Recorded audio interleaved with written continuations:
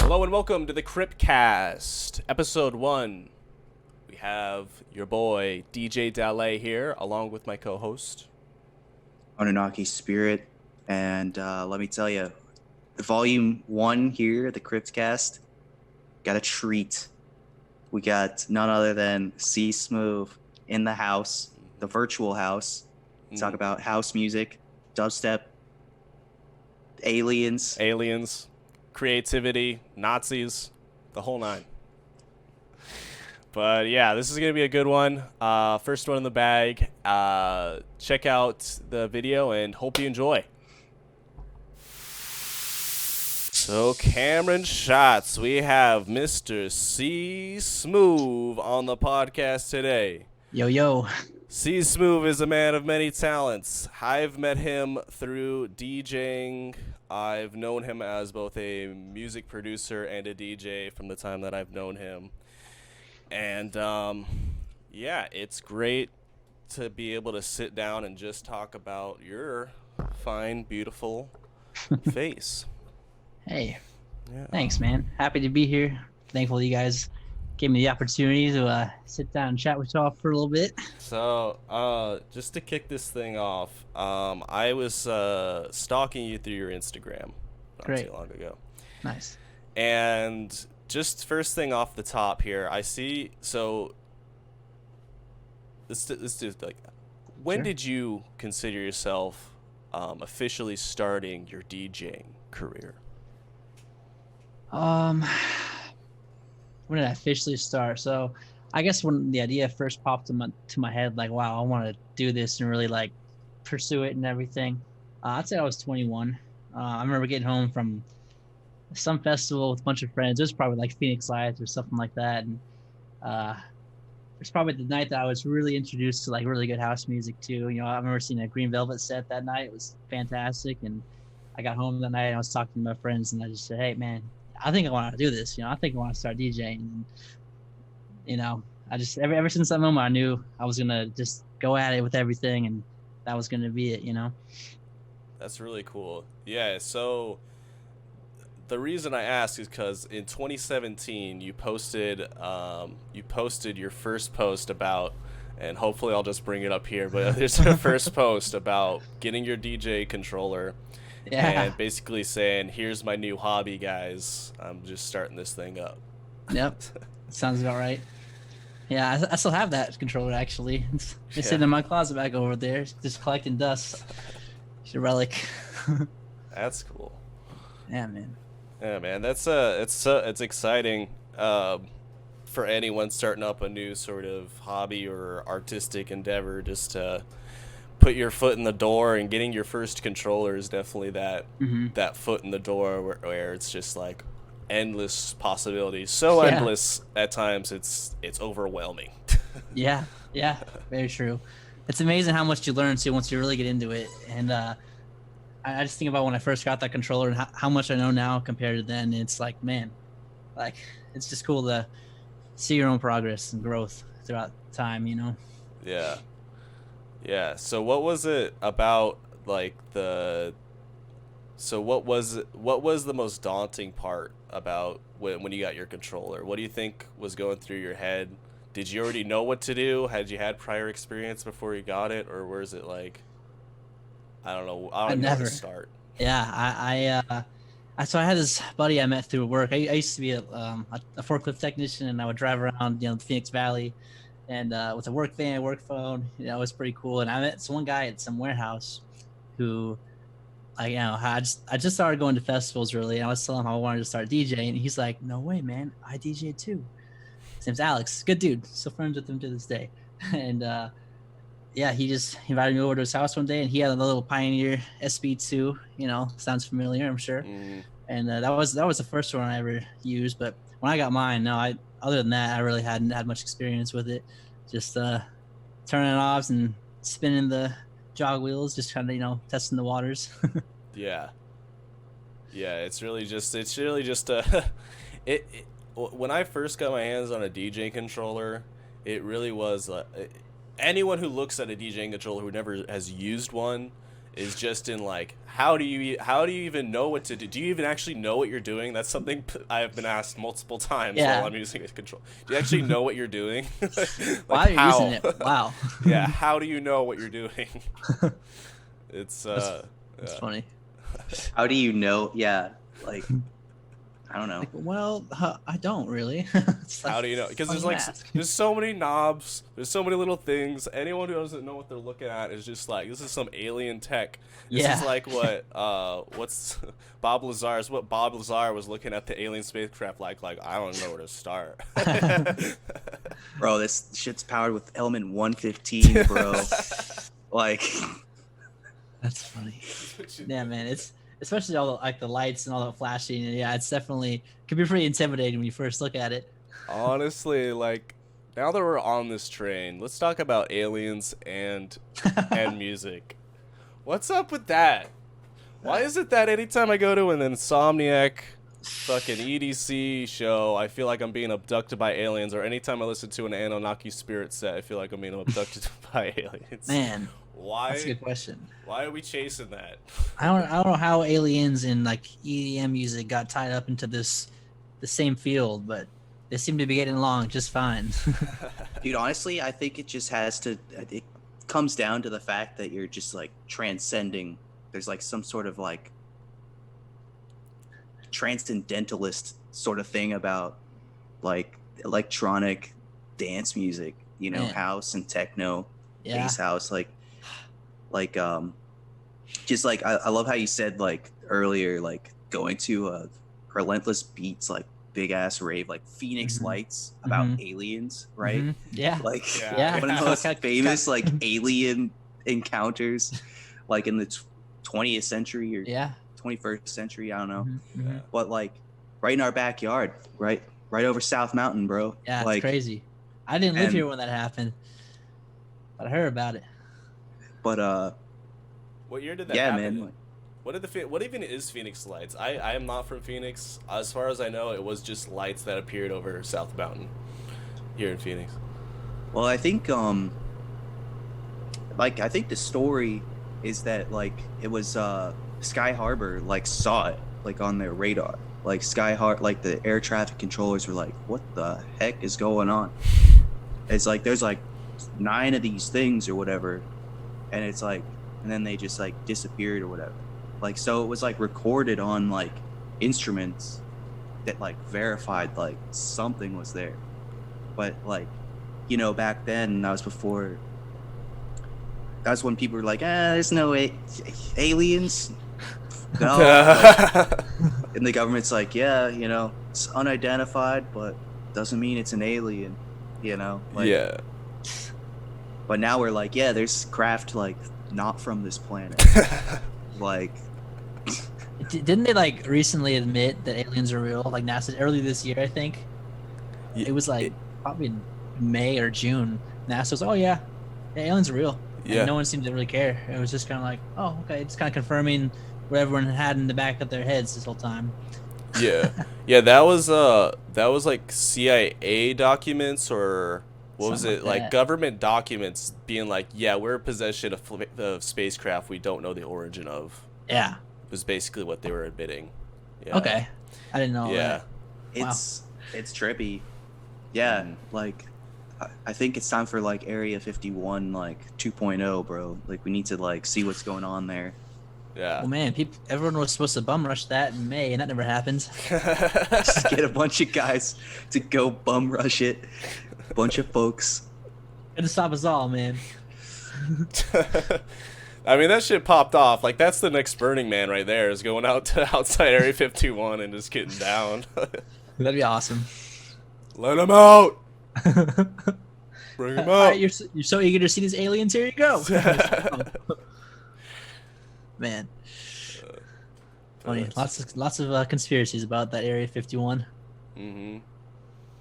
Yeah, and it's all just like Area 51, as far as I know, was just the U.S. government trying to be mysterious, so that when Russia would get like a hint of like they're doing something crazy here, they just wanted to keep the mystery up. Like, we're doing something crazy. What is it? Oh, it's just a stealth plane we're working on. Yeah. Oh, great. That'll be declassified in 10 years, or Is it- 50 years or something. Sounds about right. Yeah, something like that. Yeah. SR-71. Mm-hmm. Blackbird. Anyway, but yeah, besides the aliens, besides the technology we don't understand, eventually with DJing, you get to a point, like, once you get to the learning curve of, like, I don't know what the fuck I'm doing with this piece of shit.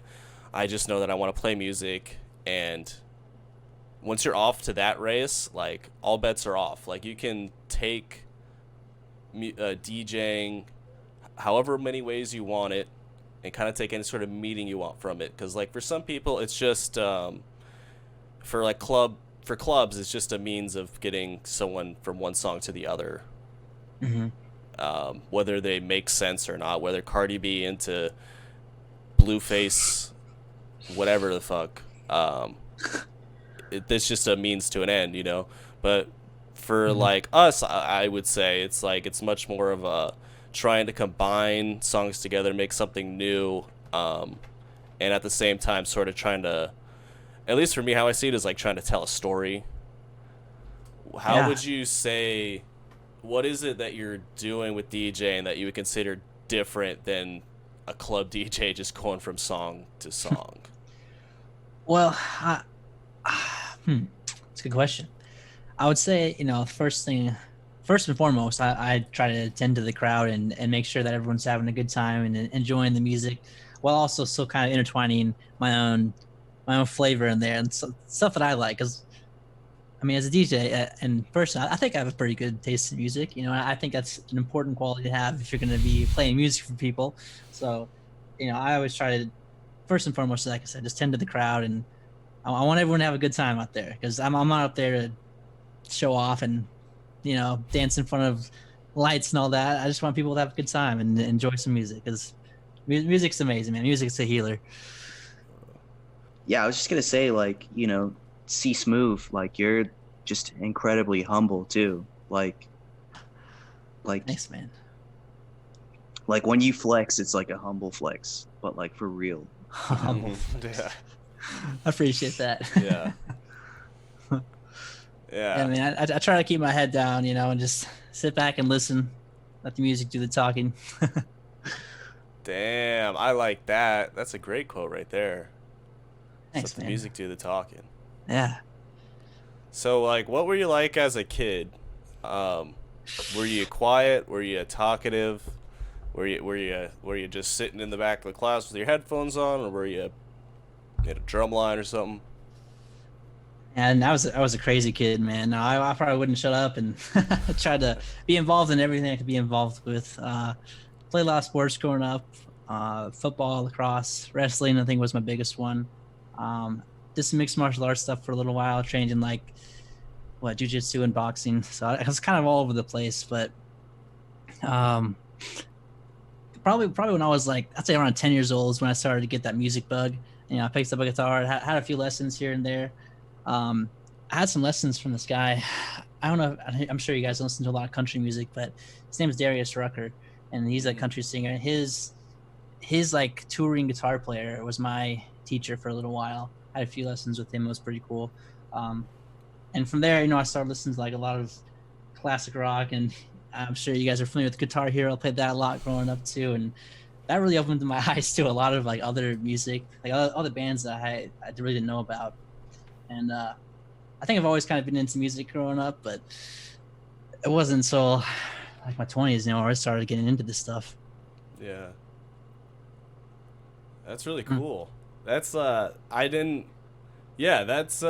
that's pretty unique. That's pretty unique. I don't usually hear of DJs who started off being a martial artist. I mean, I wasn't great by any means. I probably only trained MMA stuff for like a year, but I wrestled for probably like 4 or 5 years growing up. So Yeah. it is kind of a switch. So I was kind of a jock growing up, but then the music hit me, and then here I am.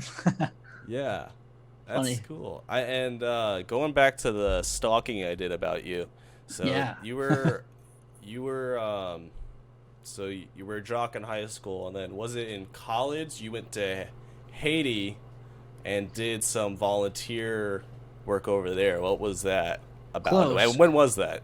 Yeah. So also, it wasn't for school that I went to Haiti. It was with my dad. He worked with the NFL Players Association at the time. Like, work with him. Like, man, he's gonna hate me for not remembering the name of his company right now. But we went down there with a bunch of NFL players. It was probably like 2017 or 18, I want to say. I know it was in March, but long story short, we were going down there to see if they'd want to invest in the area and help try to get water to like a lot of these communities that didn't have like regular access to water.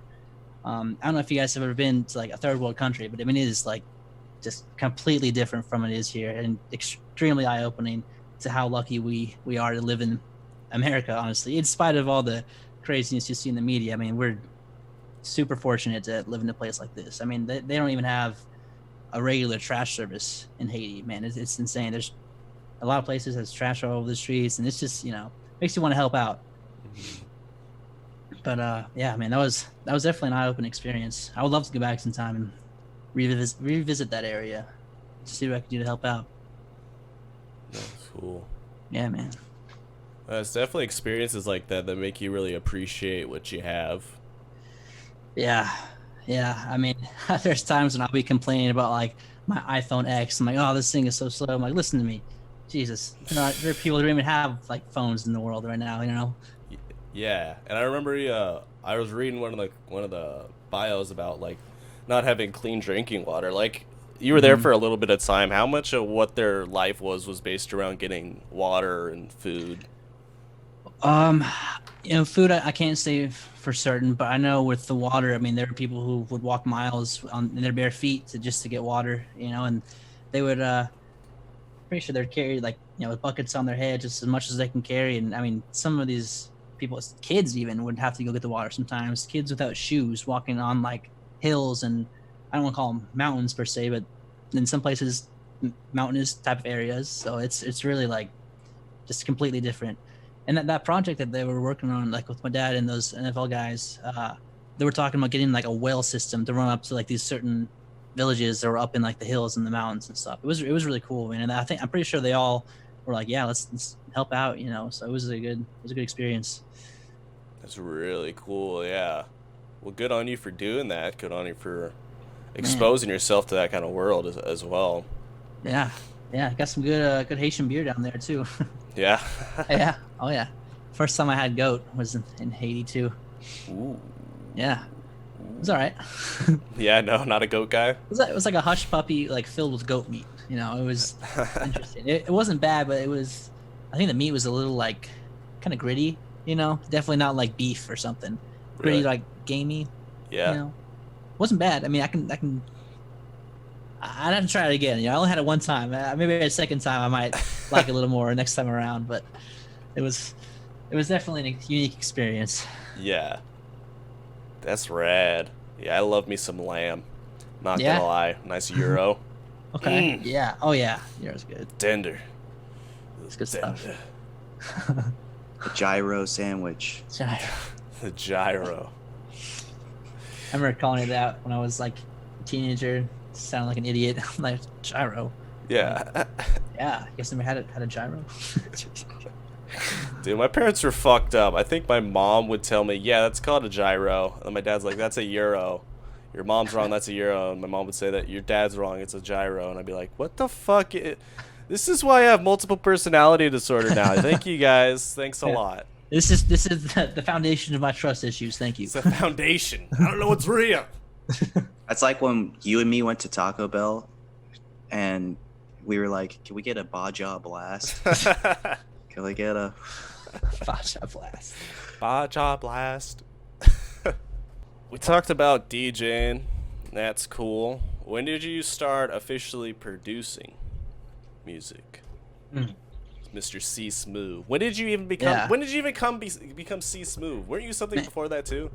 I was just Cameron Shots before then, man. I didn't That's have right. a name. You just I was had- trying to come up with a name for a long time. I had some poor names here and there that never took off, and I didn't really push them that hard. A friend of mine actually came up with the name C Smoov for me. I used to work with him. His name was Devontae, and Devontae, if you ever watch this, man, you're the man. 'Cause I like the name.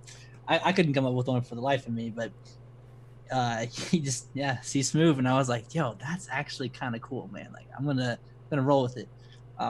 Plus, my initials are CS, so that's also C Smoov, which is kind of cool. But producing, man, I probably started probably like 2.5, 3 years ago. I got like Ableton Light. Started playing around with that. Same guy who got me into DJing, actually. He was also trying, producing a little bit. But probably about, seriously, it was like 2.5 years ago, because that was when I got Ableton 10, and I was like, all right, it's time to dive in. No more light version. I went ahead and got the full package, and just that's about 2.5, 3 years. It's a short answer. So that was pretty close to when you started DJing as well. Yeah, it wasn't long after I started DJing, and I was like, okay, so this is cool, but I want to make my own stuff. And then I was able to tell the difference between DJing and producing, because at the time I couldn't tell you the difference. I thought a DJ also made the music too, which is what a lot of people think until you really pay attention to it. Yeah. And you've just been grinding too, like you've been just consistently grinding, like since I've known you, like you've just been putting out track after track after track. And like in between all those tracks that you do release, like, we get to hear like some that you don't necessarily release, but they're still just like really rad and still have you have like your own sound. Like Man, we could that's listen to a track and be like, that's a C Smoov track. I appreciate that, man. Thanks. It means a lot. Yeah, there are definitely some tracks that don't ever see the light of day, but that's how it goes. You gotta be real. Personally, I'm really picky with what I release. I don't just put anything out there. I gotta only the best of my best. I want the world to see. Yeah. Congrats on the most recent one, Grand Central. Thanks, dude. Yeah, that's probably my favorite track that I released. Honestly, I don't know. I just felt so good about that one, man. Yeah, definitely a favorite of mine. Yeah, you definitely get diverse in your music as well. It's Thanks, dude. I think that's pretty common with artists who are you're not just starting out, but artists who are still finding their sound is really being diverse in their music selection. And I don't know what it is about as you become a bigger and bigger artist and you're known for certain kind of music, but you kind of narrow down your selection, kind of narrow down what you release at a certain point. Definitely. So, yeah. What do you have to say about that as far as like having to narrow down your song maybe to become more commercial or something? Yeah, I think that comes down to like branding a lot. All the super popular artists have like a brand. Like one really good branded artist is Rez. Like her whole Space Mom theme and all her trippy music. Like you think of Rez and you know exactly what kind of sound you're thinking of. Or Dead Mouse, with the infamous mouse head and things like that. I think it comes down to branding, and that's something I'm still working on. I don't think I have much of a brand right now, because I don't know what I want to make consistently. I know it's going to be in like the house region, and I want to be known for that type of thing, but I also don't want to be limited to that as I grow as an artist. I want to be able to make whatever I want and have like that freedom to do whatever I want with it, because that's like my favorite part about producing, is I can make it exactly how I want, and I'm in charge of it. You know what I mean? Like, this is my music, and I will see it as I will. I don't know. But yeah, man. I think that answered your question. Yeah. Anunnaki Spirit. Also, did you already release your track, or is it coming out as well? It's out on SoundCloud. Oh yeah, right now. That's right. My first like public track on SoundCloud. Yeah, man. I was all about it. Yeah. What does that feel like? You just released it on SoundCloud. Dark Spiritual Forces. Yeah. Well, it just feels good to just step one, like here it is, like check it out. And it's a milestone, man. Definitely. And I'm like stoked to just keep grinding with you boys, and have like this community that we're part of. Like, it's really like a blessing, and just being able to like express myself like through music, or just like that aspect of like producing and DJing is really really like awesome, in all honesty. Like I've always loved making music and recording music and performing music. Like, so it's just really rad. And like, it's sort of like I feel like there's like dark spiritual forces like at play like in the world right now. But Oh yeah. but yeah, like the song isn't like supposed to be negative. It's like, I don't know. Like it's like a PSA. yeah, it's like like I got a quote. I got the sound like samples from the Joe Rogan Experience. Oh, you did? Yeah, with this guy Graham Hancock. I'm a big fan of him, but he was like talking about like human sacrifice, like in the dark ages, and how like the human spirit would still like shine through, like even in these dark times. Like there's still like a story of people like overcoming it and like just being able to still like spread good vibes out there. So I thought that was something that is relevant today, Yeah, like definitely. everything Especially going this on. year. Yeah, this year's been crazy. It's been a shitty year, guys. I'm not gonna lie. Shitty. Man. Yeah, it's been a roller coaster. 2020's not living up to the hype. I remember like it was New Year's. I'm like, man, this is gonna be an awesome year, man. Like I'm gonna make this year my bitch. Like this year is gonna be the one. And 9 months later, it's not been that way. Cinco de Mayo was gonna be on Taco Tuesday. Oh, Halloween's gonna be on a Friday. 420 for a whole month. For a whole Yeah, month. oh, For a whole month. for 2020. All swept out from under us. Yeah, gotta wait another 100 years for that, right? For another 2020. Pretty much. Well, we might be robots by then, boys. We might be. Oh, We might be there to see it. I don't even want to think about where I'm gonna be in like 1 year. Oh my gosh. Guys, I've been watching the Neuralink videos. The future is nigh. The future is nigh. Are you gonna get one? Yeah, so Neuralink, if no one knows about it, is Elon Musk's plan to put a chip in your brain so they Nope. can monitor everything that's going on in there. Nope. But Bro, I'm gonna do it. Not happening. yeah, because like it's basically like the interface, like you know how there's touchscreen is like an interface. Well, now they're going directly into your brain as the interface is basically what they've made. So they can like What? monitor when your brain says I'm gonna move this appendage, so they know that so they can monitor it basically, and then that's just what this is. It's just the start. So what I'm trying to say is this is just the start. Is that they can monitor what you're thinking. Next is going to be to predict what you're thinking, and then after that's going to be robotic arms, robotic legs, so that people who lost those appendages or lost their sight can see Wow. again. And I don't know, man. Hmm. Start chipping babies when they're young. That's a frightening concept. I don't want any chips in my brain.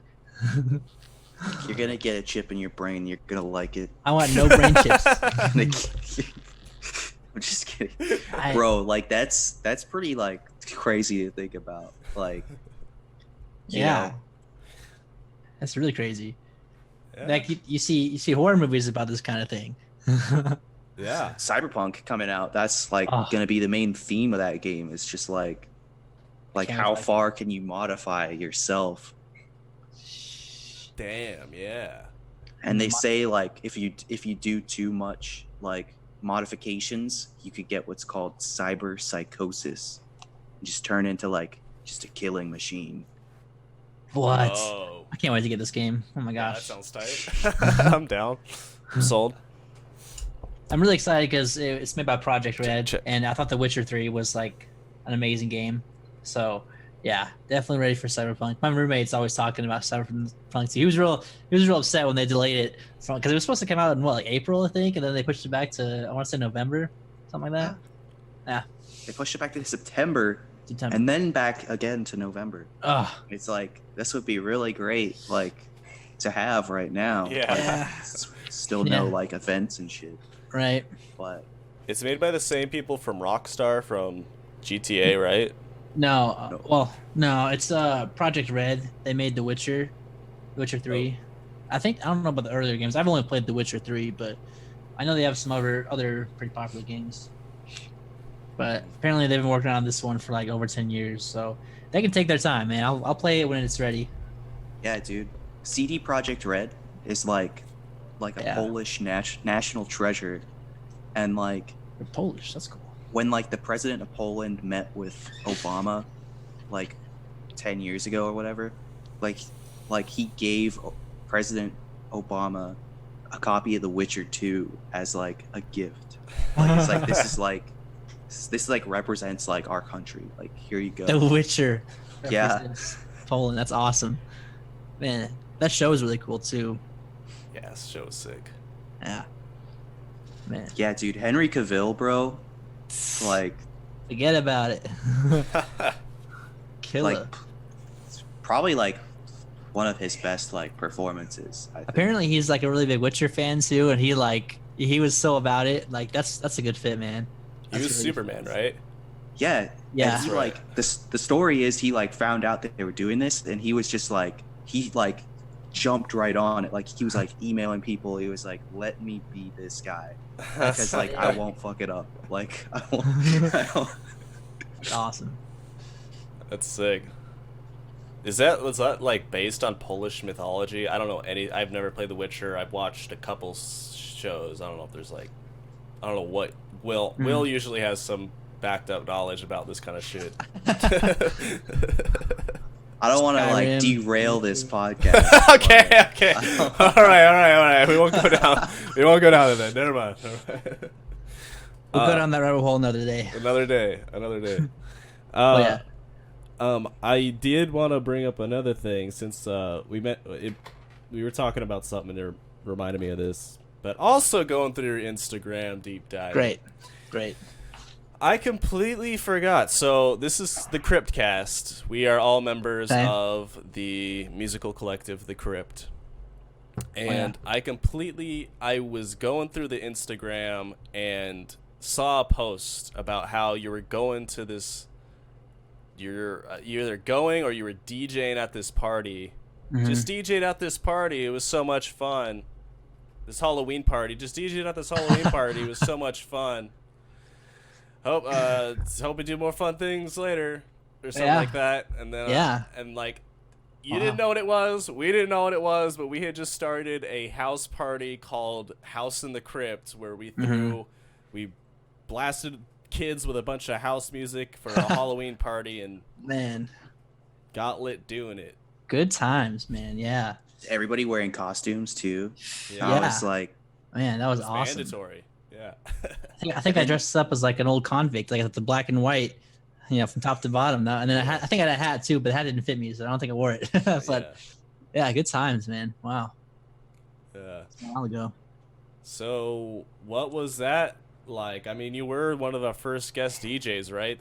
You DJ'd that night, correct? Oh yeah. Jake got me on. I'm pretty sure Jake put in a good word for me because I met Jake first out of everyone in this squad here. Yeah, I was nervous. I was real nervous. I used that little my first DJ controller, same laptop I'm talking to y'all on now too. And it was just so fun, dude. I remember like it was popping there too. I mean, for like a first house party that I DJ'd at, man, like it went really well. Like there were a lot of people dancing there, and man, everyone just had such a good time. That was so much fun. That was a great like segue to get me further and just kind of progress in my career. It was definitely like wow, I can actually do this kind of thing, So it was kind of an eye opener. It was a lot of fun. Yeah. I think it was an eye opener for all of us too, because I mean that was as a group we just wanted to throw a cool house party, and that's what we did. And then when we saw how impactful it was, when we saw like how many people showed up, had a good time, how many tickets we sold, how we were charging out the door for this party. We actually made like $100 off of it, and so it's like, all right, we can have more than just fun. We can have a lot of fun. Yeah. So Big facts. yeah, like from branching out from there, it just kept growing, and it obviously inspired you to keep DJing. Definitely inspired me to keep DJing, and the next crypt after that was hosting the Gucci brothers Mm-hmm. with Yep. Will and Coulter Remember that one? as Yeah, our dude. headliners for that one. Killer name. Yeah. Killer name. Yeah, that was like, I think I just like, we were like, because that was the first time I ever even DJ'd. And so that's why I was like, Coulter, like, do you want to hit up Jake and Davis and like see if they'll let us play at their next party? And, like, and it's like, Coulter's a fucking great DJ. Like, he's been DJing like for years and years. And like, he's the one that like got me into house and techno music, you know. So it was like, and he's the co-founder of Full Moon Festival. Yeah. Yeah. So it's like, you know, Just makes sense. yeah, and you know, like I just think back to those earlier parties. Like, you know, y'all had like a like some Parcan LED lights Mhm. set up, and we would be like using like the little like theater controllers Mm-hmm. where it's like all manual, and then Coulter would just bust out like the dongle and just go like, Yeah. then all of a sudden it's like, now it's like a little light show that's like programmed, and just like took it to the next level, especially for like the type of music we play. Just adding that extra element of Mm-hmm. like just ambience and like Yeah. setting the mood and stuff. Man, speaking of ambience, you remember you guys put all those the black bags on the walls to Oh, make it yeah. like so all the walls were black. Remember that? Yeah. Yeah. Because the first party, we didn't put any black on the walls, and it was just super bright in there and annoying. And so this house that I didn't own, didn't sign the lease on, but paid rent at, I said, hey guys, is it all right if I take this whole room and just put black plastic bag material all over it so that we can throw parties in pitch blackness? And they're like, yeah. Yeah. Sure. Cool. Yeah, of course. Sure. Like, why do you even gotta ask? Like, yeah. It looks great. It looks great Yeah. having cheap plastic on the walls. Yeah. And I remember our friend Declan, you know, he had some paintings he'd try to sell there. Mm-hmm. He sold some paintings there. Man, remember that Reptar one? Mm-hmm. Yeah. That was my favorite one, man. Mm. That was so cool. Every time the lights changed, like Reptar would be a different color too. That was something about the way those lights in that painting worked, man. I was like, if I had the money right now, I would buy that painting from you, man. But alas, I think someone else got it. It's true. Yeah. Yeah. Shout out to Declan, Shout out to aka Declan. Stanky Hanky. That's Hanky right. Stanky. He's making moves. He Uh-huh. is Shit that kills you is his brand. nice. Yeah, Declan, like, ever since the inception of the Crypt, we've always incorporated, like, many different art forms into the show, including a painter who came in and brought his art in, you know, Mhm. music, lighting, Mm-hmm. and then now we have a visual artist, Thomas Ross. Yep. Shout out Tom, Tombstone, yeah. or AKA Rumham, if you know his Warzone alias. Or Roman. And it's cool. It's cool to keep growing like this. Shit, we even do clothing. We work with Declan to make clothing, and it's so weird how this has branched out. And now we're doing a podcast. Yeah. And, yeah, it's just been fun. It's been an interesting year for the Crypt. You know, not much as far as shows going on because nothing's really open, Hmm. and I know that complicates things. But this podcast is pretty cool, man. I think it's a good thing you guys got going here. Where do you kind of see the future of music at this point? This is like a general question. Where do you go from here when the threat of foreign invaders in the form of viruses is everywhere? Wow. Where do you take live events? I've seen a lot of talk about like social distance live events and stuff like that, and I think over in like Europe they're doing that kind of thing right now. They've opened up again. They have clubs open, and I don't think they're like 100% like back to normal. They still have social distancing practices and all that, but I've seen a lot of like social distancing raves and or festivals, and then like drive-in ones too. But personally, I'm just not about that really. I want the experience of like being in a crowd with a bunch of random people, all just like feeling the music, and I don't want to be like spaced apart from everybody. So as far as the future of music goes, I'm hoping it'll get back to the way it once was. But I know it'll be some time, but I think it'll be worth the wait because when it actually comes back, man, it's gonna be like I want that to be my first experience back as like a regular, no social distancing needed type of festival, which may be some time, but you know, I don't know.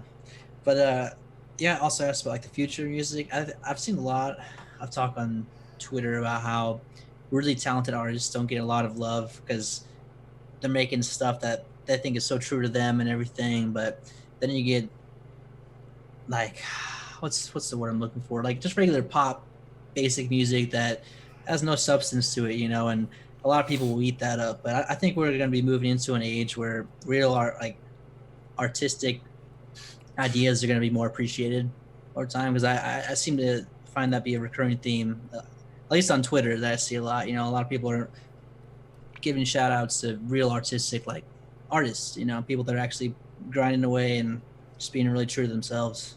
Mm-hmm. Yeah, I like that. So you kind of see it as being we're on more of a path towards more diverse music or more like artistic music because there's like Yeah, maybe less pressure to do the poppy stuff.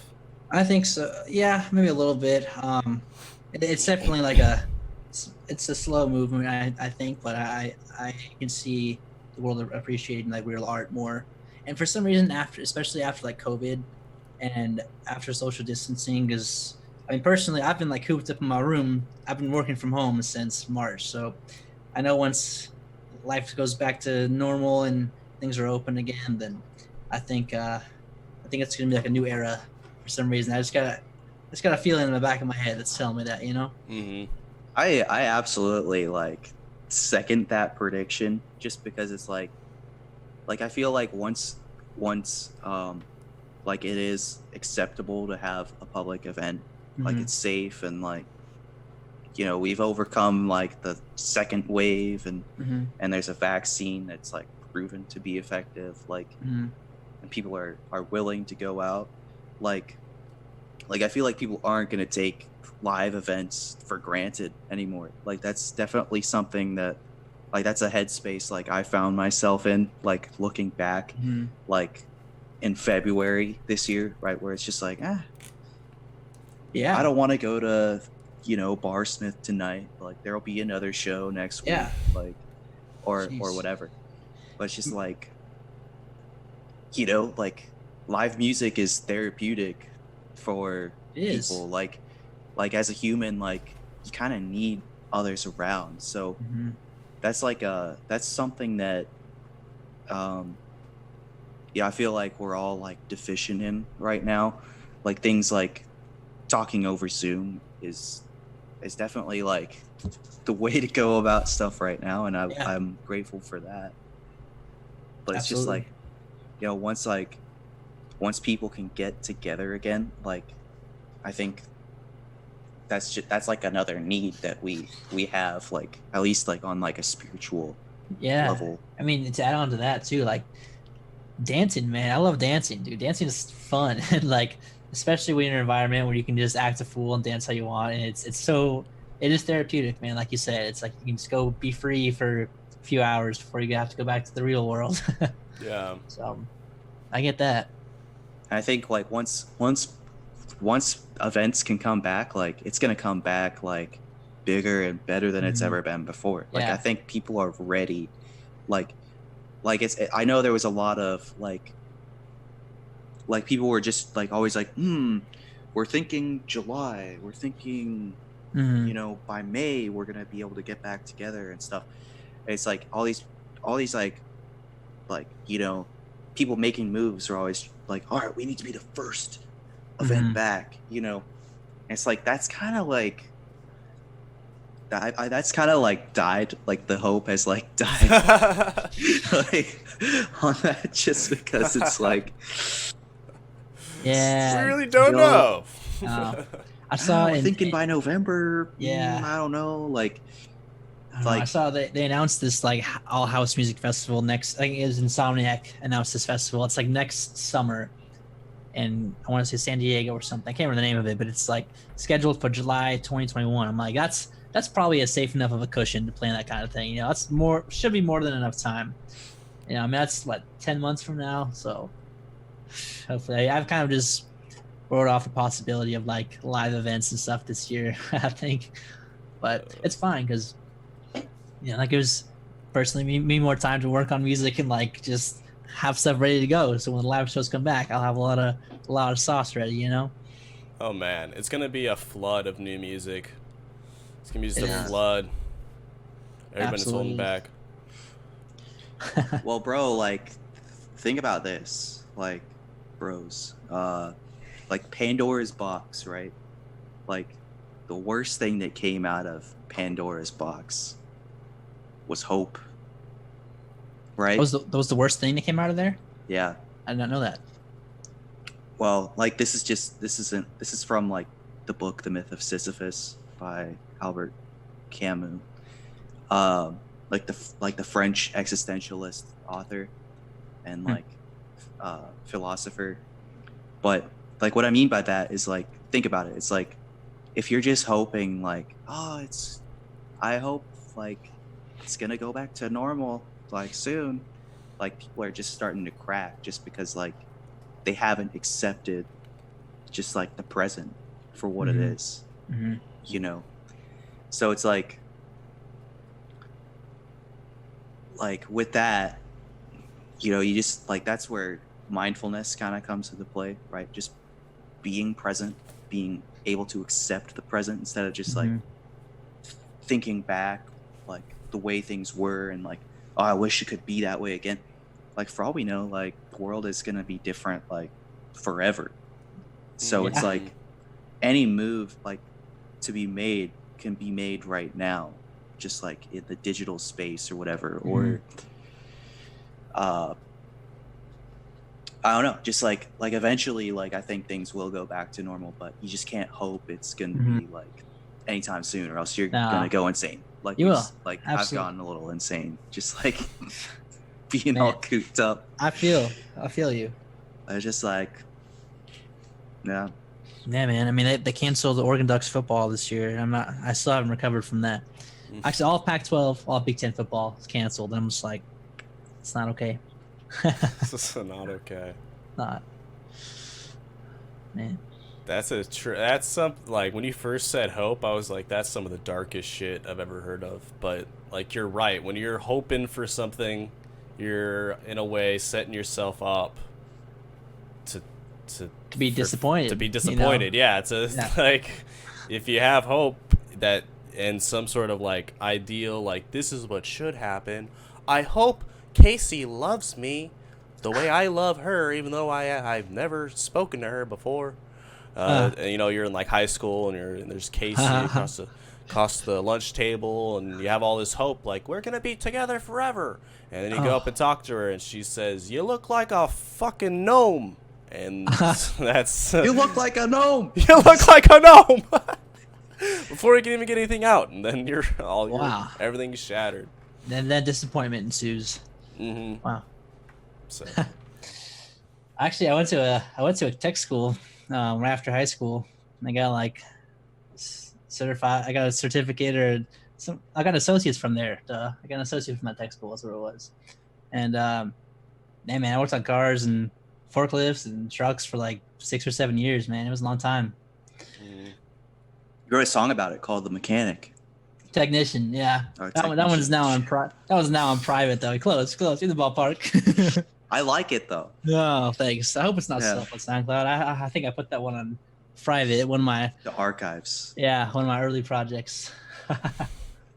It's funny. I think Artie, or AKA Deshi, AKA Barcode, mastered that for me actually back in the day.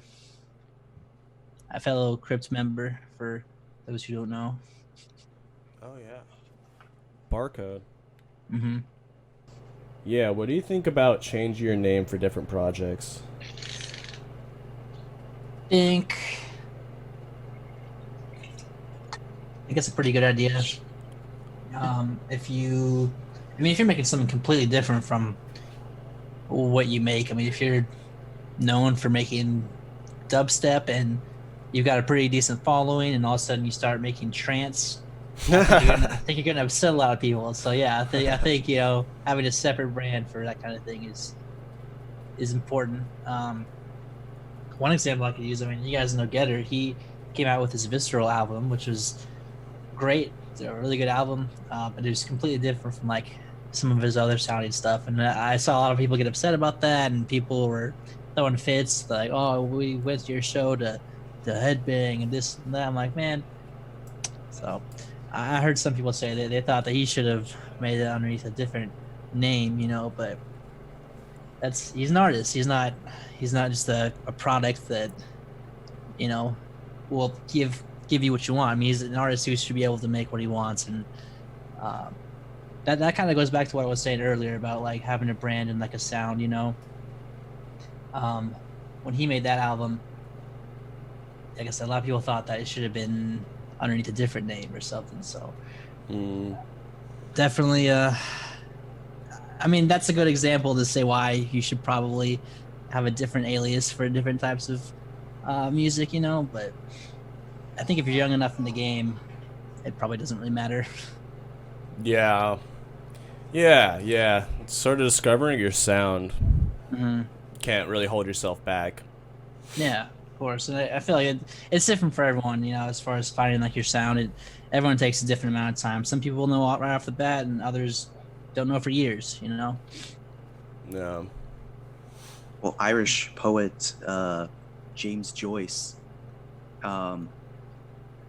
wrote in this quasi autobiographical novel. It's called The Portrait of the Artist as a Young Man. One thing that stuck with me from that book, which is incredibly hard to read because it's Irish slang from 1900, but it's basically it's an artist should be free to express themselves however they see fit. That's the point in being an artist altogether. Absolutely. Yeah, it's... you know what I mean, graphic 100%. Design for a company or something, I don't think that's true art just because it's you're not expressing yourself. Mm-hmm.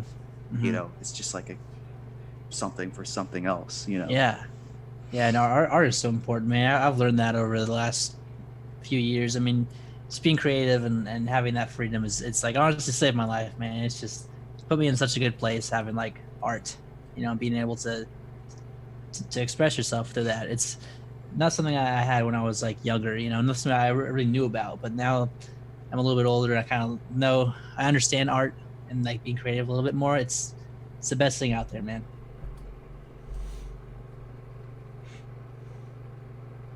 Word. Sweet. Has art ever touched your soul? Yeah, man. And I mean visual art, you visually have looked at something and it just hits you. I'm sure, yeah. I'm sure at some point in time, I've seen something. Nothing jumping off the top of my head right now.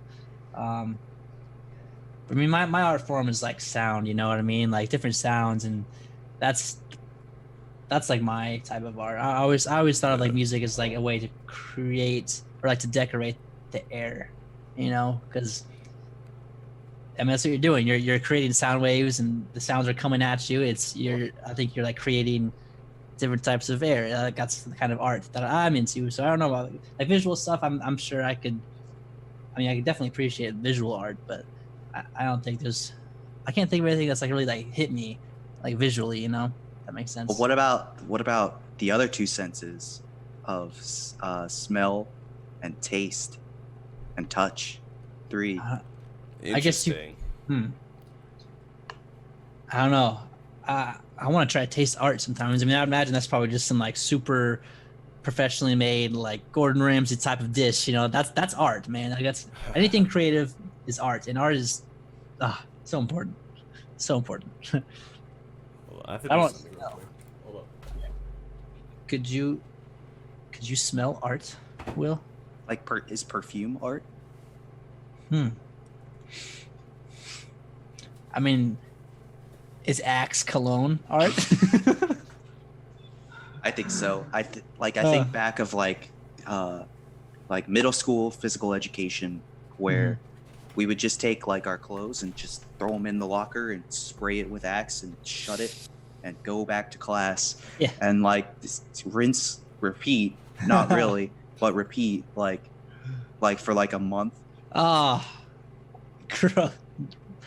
That to be a high school boy again. Am I right? Man, that's funny. And then you could also light the Axe on fire. Oh yeah, I did It's that. like my Axe body spray. Yeah. I was asking him, could you smell art? Like, what would that entail? He said like perfume, and I was like, well, does that mean the Axe body spray is art? Like, you know, a commercialized version maybe, but I mean, someone had to create that. It could be maybe considered art. Yeah, Oh. you know what I mean? How do you Absolutely. define? How would either of you define your sound, if you can, if you even can, like, or who are like artists who consistently kind of express your sound that you chase after? That's a good question, man. I think. Well, see, so when I first got into like EDM, you know, I think it's important to kind of understand my background of EDM music. So, Bass Nectar was like one of the first guys I listened to back in high school, right? And it's a shame when it all happened in recent times, but like that was one of the first artists I listened to. And then there was like Skrillex, Dr. P, Fund Case, all these like old school guys that.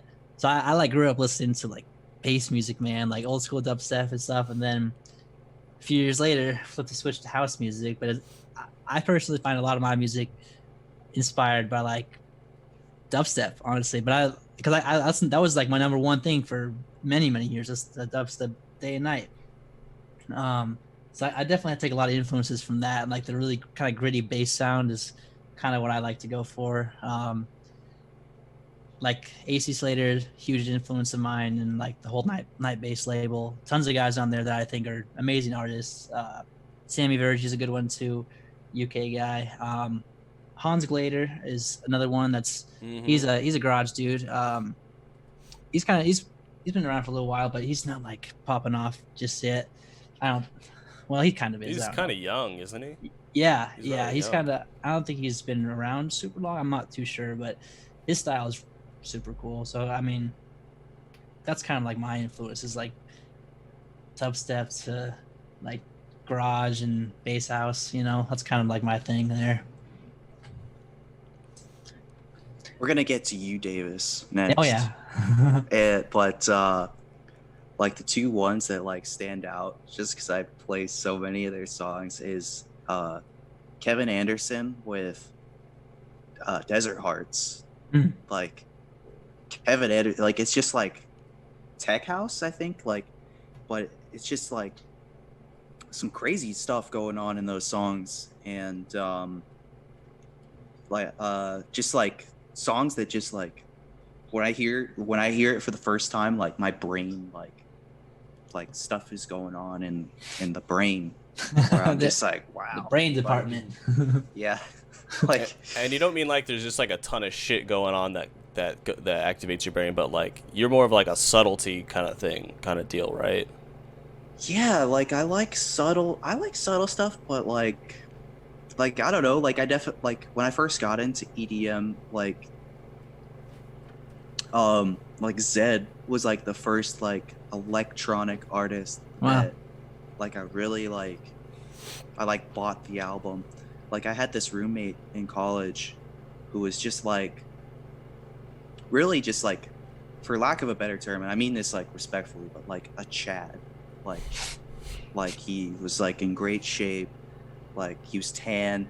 All the girls in the in the hallway in the dorms were like you know, like always like coming over to talk with this guy, and like, you know, I was just like, I would go to the gym with him, and I would go tanning with him. I'd try to tan. I would get fucking sunburned, and, like not tan. But I was just like, I gotta like, you know, like get on this GTL lifestyle, guys. Like, which like isn't really me. Like, but Zed, I remember like I would hear like Zed songs, and I was just like, wow, like there's a lot of like composition here. Like Zed is like really like doing some cool shit, and it's not even it's like electro, right? Like, Yeah. I don't know what you could really call it, like, but like I know like I was like just enchanted by that, and also like I would listen to dubstep when like playing like Black Ops 2, Yeah. Yeah. revealing how old I am, really. Right. Like, shit, bro. But like, yeah, man, like, That's cool. just I like nowadays I like stuff that's like it is subtle, like it's more subtle than like dubstep or bass per se. Hmm. I guess it just depends. I just like cool shit. Like, I don't know how else to say it. That's like cool shit. Yeah. Well, what more needs to be said than that? Really, I mean that sums it up. That sums it up. Why did we have all that conversation? I just like cool shit. Wowee. Wow. Wowee. That's funny. Yeah. Yeah, that's cool. That's yeah, you talked about how dubstep was kind of what you were listening to that kind of guided the rest of your music, Cameron, and then we've all been influenced by dubstep. Shit, I was in freshman year of high school bumping Skrillex on my iPod. Oh yeah. And I remember it dropping one time, and like it got unplugged, and then just started blasting like Bangarang in the bus. Yeah. And everyone looked at me like, "What the fuck are you listening Yeah. to?" Oh my gosh, man. So, well, you grew up in San Diego, right? Yeah. So, man, I imagine electronic music would be more accepted there. But so, see, me, I grew up in just south of Nashville, Tennessee, and like, oh my gosh, man, I was like the only one in my friend group that enjoyed electronic music. No one else liked it. I got so much shit for that growing up. It was tough, man. I even actually Nashville's a music city too, for like it's rock and roll and country music city. Yeah, Country. yeah. They should specify that, but. Yeah. No, I remember like this one time I was showing a buddy of mine a song, and he was like, "Sounds like alien sounds." And I was like, "Oh, God, Is this typical. robots having sex? Yeah, Is this yeah. Transformers having sex? Ridiculous, Bro. man." Yeah. It sounds like Transformers are having sex with you right now. God. If I had a nickel, man. Oh my gosh, if I had a nickel, it's crazy. Kind of making me horny. You're like, what? It oddly does. Yeah. No, I Man. get it. I think I want to fuck a Transformer. Oh, I'm gonna advise against that, Will. Yeah, I might advise against that a little bit. It's like sticking your hand in a garbage disposal. Yeah. Man, that's funny. Yeah, but there was not a lot of love for EDM growing up. I actually started I wanted to try to make my own dub stuff when I was like 16. Man, I downloaded some DAW. It was like something fire, some super cheap program, and I mean, if I could have just gone back in time and said, "Hey, stick with it," because I didn't stick with it. You know, when I was then I tried it for a week, and I was like, I don't know what the heck any of this is, and you know, went back to wrestling or whatever the hell I was doing. Yeah. But man, if I could have gone back in time and just told myself, dude, stick with it. You're gonna like this in a few years, you know. But you can't go back in time yet, so maybe one day. Not yet. I just know like growing up like I play drums, and like I was always playing with like, you know, guitar players and bass players, and like Mhm. like even in like high school I was in like the concert band and stuff and marching band. It's just like I know like I personally was like a gatekeeper like against it. Like I was just like, that's not real music. Man, that's how a lot of my friends were too. They're like, yeah, they were like, oh, it's so easy to like make music, and like, man, looking it back now, I'm like, it is not easy. I mean, at least to make like a good track is not easy. I mean, it's just so funny, man. So It's naive. like being like Mozart. in the modern day. Man, Like, Yeah, composing without like Yeah. without actually having to know like the instruments that well. yeah. I mean, definitely music theory is really important to know, and that's helped me a lot. But like, it's just so funny, man. How the age of electronic music that we've experienced, like in the last 10 years, I mean, we've seen it come a long way, you know. Yeah. I'm trying to think of like an early electronic music song, like Dude, Kraftwerk 420 or 350. Kraftwerk. Man, there's, I mean, Oh, yeah. oh. What's that one by Daft Punk? Daft Punk has some. around the world. Yeah, that one. It's Daft Punk funny. used to be French house. Mm. What is? See, I don't know the difference with French house. I'm gonna imagine that I have like a French horn in it, a lot. With That it. would be tight, bro. That'd be Like, tight. That's French house Man. right there. Man, I think Ableton it's- has this pack called the. Sorry to cut you off. Ableton has this pack called the like orchestral brass pack, and it's free if you have Suite. And I use that sometimes. A lot of trumpets and trombones and I gotta look into that. tubas, all that stuff. It's pretty cool. 5 to 9, Then, bro. but Sunbar is saying the local bar around here in Phoenix, in Tempe, is talking about how they're gonna start doing shows again soon, and it's. Oh, I want to play there so bad. Oh my god, I would love to play Yeah. it somewhere. Well, they're doing brunch house next week, Sunday. Oh, really? I know they're at least doing the Penny Champagne. I don't know if there's a DJ or what, but Oh, yeah. So if you guys want to get fucked up, a little fun out, Penny Champagne. Penny Champagne. Count me in, soldier. Yeah, that place is good, man. All right, we're dropping in for mimosas. Hey, you guys want to drop a sunbar? I'm gonna drop a Sunbar. Yeah, Shady's starting up too. I don't know Saw about that. them doing. I don't know about them doing shows yet, but know- everything's coming back. Everything's Yeah. starting to come back again. Slowly but surely. It's funny. That was one of my goals for this year. So I wanted to play Shady Park somehow, man. But that's sure. That damn COVID sure got in the way of that. Don't let COVID hold you back. Go set up your own DJing Just in the middle, put a table middle of the on day. the porch of Shady Park and just go for it, man. Just bring your own setup. Yeah. No If white. we had hologram technology at this point, like Yeah. readily accessible, like that would have solved like all our problems. Yeah. Man. Or virtual reality, or just don't leave your house. No. Like if it could be like the Jedi Council, like, you know what I mean? Like, where it's like, Oh yeah, the hologram thing. Yeah. I would have worked well enough, I think. Like people. It's kind of like using your phone and watching like a stream on Twitch or something. You know, it's the same thing. It's kind of, you know, it's in your hand. I don't Yeah. know. I guess holograms aren't necessarily in your hand. I remember a long time ago, for like, I don't know, 5 years ago, I saw some concert. I don't even remember who it was, but they had a hologram of Tupac rapping with some other rapper up Is there. that Coachella? Might have been. Yeah. I don't remember who was rapping with him, but they had like a hologram Dogg. of Tupac. Was it Snoop? It probably was. Yeah, if anyone. Hmm. It's pretty cool. Well, I don't know how that worked. I don't even know. I don't know. I think that shit works. Science. Science. Science. That's it. It Science. wasn't a hologram. Tupac is still alive, dude. Yeah, it wasn't a hologram. Him and Fidel Castro. Him and Tom Castro. Hanks. Him and Tom Hanks. him and Hitler were out there and they're alive. They're alive What? still. Wow. Hitler would be like 130 years Yeah, old. he- Hitler would be like- He didn't die in the bomb shelter. He didn't. Bro, I could believe that. Let me tell you, because like in where is it? Argentina. Oh god. Like there are Nazis that escaped and just set up in these like German colonies in Argentina. Like, and there's a show out there called Finding Hitler, where like ex-Navy SEAL, I forget what the gentleman's name was, but it's like a History Channel show, so take that with a grain of salt, right? But Yeah.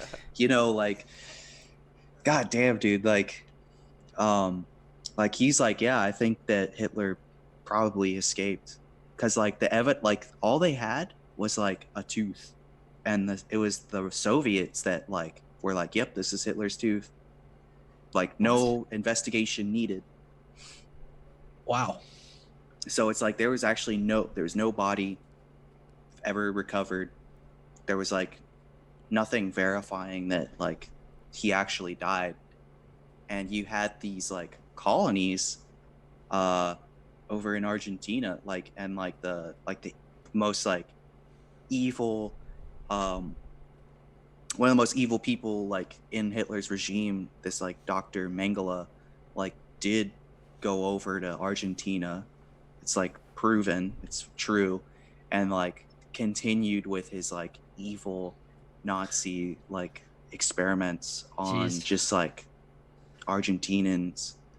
Like they would like capture them and continue the evil and like just psychopathic research on innocent people. That stuff So is it's like nuts. it's nuts. And like to this day you can go to Argentina and go to like Germantown or whatever and go into someone's house and there's a picture of like Opa, like their grandpa, like in the SS uniform. It's like, yep, this is our Opa. Wow. This is our Opa. Haha. Like straight Opa and Oma, Germans? they came from the Deutschland, and they speak German. Like they don't speak any other language. Like they Wow. don't even speak like Spanish. Wow. Wow. That's fun. I didn't know that. That sounds like a good concept for a game. Well, I think like Israeli like assassins like went and like killed like a lot of the people over there, Holy shit. or like captured them and like executed them. So it's like they weren't fucking around, bro. Wait, where? In Argentina. They went to Argentina to capture them. Yeah. What the fuck? Like they were just like, there's some people we're just gonna take out, and like they went and did it. Damn. Well, on that note, let's wrap this thing up.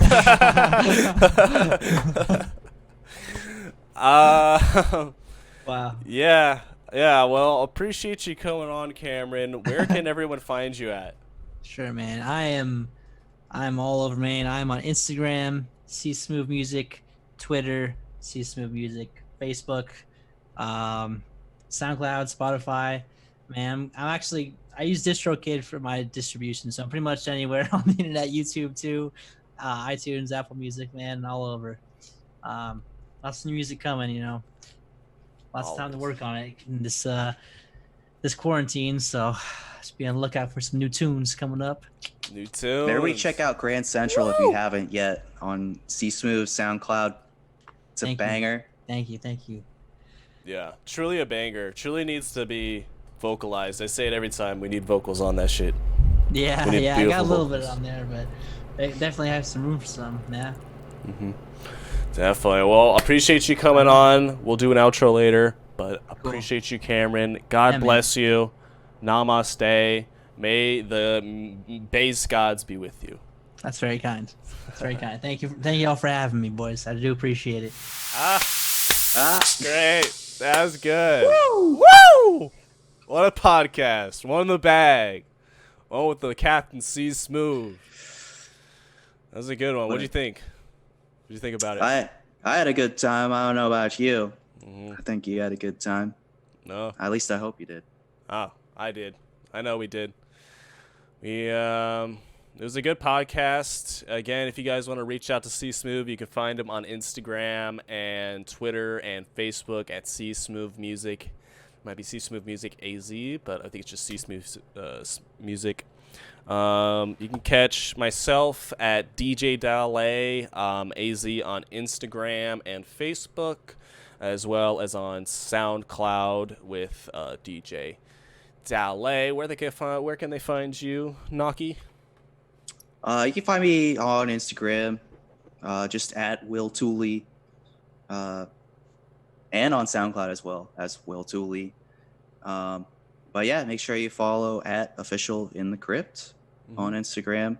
Like, comment, subscribe. If we get 500 likes on this video, I tell you, I'm gonna go I'm gonna get naked Yeah. and I'm gonna run around the town and I might go to jail. So smash that motherfucking Smash like that button. motherfucking like button. Get Will naked. Oh! Get Will naked. All right, we'll catch We you get next. 500,000 likes, bro. We're putting Will on the moon with his dick out. Send me to the moon.